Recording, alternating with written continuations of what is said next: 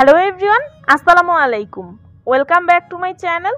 শীতের সকালে বিশেষ করে গ্রাম অঞ্চলে কিন্তু সকালের নাস্তা হিসেবে পরিবেশন করা হয় এইরকম গরম গরম ধোয়া ওঠা চুষি পিঠা বা চই পিঠা। অনেকে এটাকে হাতে কাটা সেমাই পিঠাও বলে থাকেন, তবে হাতে কাটা সেমাইটা কিন্তু আরও ছোট হয়ে থাকে। এটাকে সাধারণত চুষি বা চই পিঠাই বলা হয়ে থাকে। একদম সহজভাবে পারফেক্ট একটা চুষি পিঠার রেসিপি আজকে আপনাদের সাথে শেয়ার করেছি। আশা করছি আজকের এই দারুণ মজার পিঠার রেসিপিটা আপনাদের কাছে ভালো লাগবে। প্রথমেই চালের গুঁড়ার ডোটা তৈরি করে নিব। এজন্য একটা ফ্রাইং প্যানে দিয়ে দিয়েছি 1 কাপ পরিমাণ পানি। পানিটা গরম হয়ে আসলে এখানে স্বাদমতো কিছুটা লবণ দিয়ে দিচ্ছি 1 কাপ পরিমাণ শুকনো চালের গুঁড়া। বাজারে প্যাকেট করা যেই চালের গুঁড়োগুলো পাওয়া যায়, আমি এখানে সেই চালের গুঁড়োই ব্যবহার করেছি। পানির সাথে চালের গুঁড়াটা সুন্দর মতো মিশিয়ে চুলার হিটটা একেবারে কমিয়ে দিয়ে এটাকে ঢাকনা দিয়ে ঢেকে রাখবো 5 মিনিটের জন্য। আর 5 মিনিট পরে এটাকে চুলা থেকে নামিয়ে কিছুটা ঠান্ডা করে নিব, যাতে করে হাত দিয়ে ধরা যায়। এবং অন্য একটা পাত্রে নিয়ে এখন এই ডোটাকে সুন্দর মতো মথে নিতে হবে। চুষি পিঠা বা চই পিঠা তৈরি করার জন্য কিন্তু ডোটা কোনোভাবে সফট করে তৈরি করা যাবে না, মোটামুটি একটু শক্ত ডোই তৈরি করতে হবে। এতে করে দেখবেন যে পিঠাগুলো তৈরি করা অনেক বেশি সহজ হয়ে যায়। যারা পিঠা তৈরিতে একেবারেই পারেন না তাদের জন্য প্রথমে একটা টেকনিক দেখিয়ে দিচ্ছি। এভাবে একটু ময়দা বা আটার সাহায্যে অল্প অল্প করে ডো নিয়ে 2 হাতের তালুতে নিয়ে এরকম একটু ঘষা দিলেই দেখবেন যে সুন্দর করে কিন্তু এই চুষি পিঠা বা চষি পিঠাগুলো তৈরি হয়ে যাবে। আর ট্রেডিশনাল ভাবে যেভাবে ছোটবেলা থেকে দেখে এসেছি আমাদের দাদি নানিরা যেভাবে এই পিঠাটা তৈরি করেছে, সেটা হলো কিছুটা ডো নিয়ে এরকম লম্বা করে প্রথমে তৈরি করে নিয়ে হাত দিয়ে এরকম ঘষেই পিঠাগুলো তৈরি করে নিতে। আমি 2টা পদ্ধতি আপনাদের সাথে শেয়ার করেছি, যেটা আপনাদের কাছে সুবিধার মনে হয় আপনারা চাইলে ওইভাবে তৈরি করে নিতে পারেন।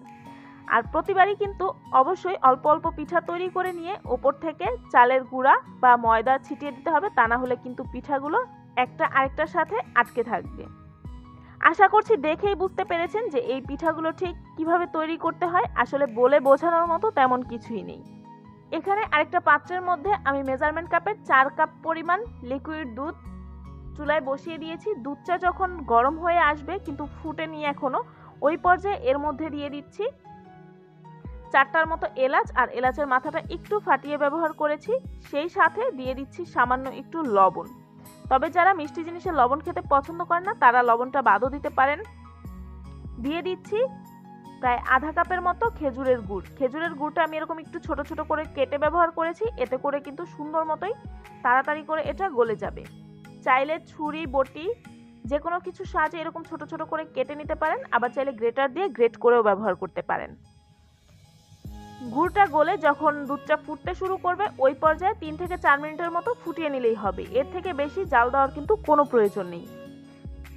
একবারে সবগুলো পিঠা ঢেলে দিতে কখনোই যাবেন না, এতে করে পিঠাগুলো দেখবেন যে দলা পাকিয়ে যাবে। অল্প অল্প করে পিঠা দিয়ে একটা স্প্যাচুলা সাহায্যে আলতো হাতে এটাকে একটু নেড়ে দিতে হবে। প্রতিবারই অল্প অল্প পিঠা দিয়ে এগুলোকে একটু নেড়ে চেড়ে সবগুলো পিঠা দিয়ে দিতে হবে। পিঠাগুলো দেওয়ার পরে এগুলোকে মিডিয়াম লো হিটের মাঝামাঝি রেখে 5 থেকে 7 মিনিট রান্না করে নিলেই দেখবেন যে পিঠাগুলো একেবারে রেডি। যারা ঠান্ডা করে পিঠাটা পরিবেশন করবেন তারা যখন এই পিঠার ঘনত্বটা এরকম থাকবে ওই পর্যায়ে নামিয়ে নেবেন, কারণ এটা ঠান্ডা হওয়ার পরে কিন্তু আরো অনেকটাই গাঢ় হয়ে যাবে। তবে আমি যেহেতু আজকের পিঠাটা গরম গরম পরিবেশন করব, তাই এই পিঠার শিরা বা রস যেটাই বলেন সেটাকে আমি জাল করে আরো একটু টানিয়ে নিয়েছি।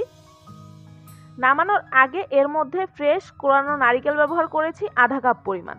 এখন এটাকে দিয়ে 1 মিনিটের মতো একটু নেড়েচেড়ে মিশিয়ে নিলেই আমাদের এই চুষি পিঠাটা একেবারে রেডি। এখন এটা পরিবেশনের পালা। চেষ্টা করেছি সহজ এবং পারফেক্ট একটা রেসিপি শেয়ার করার জন্য।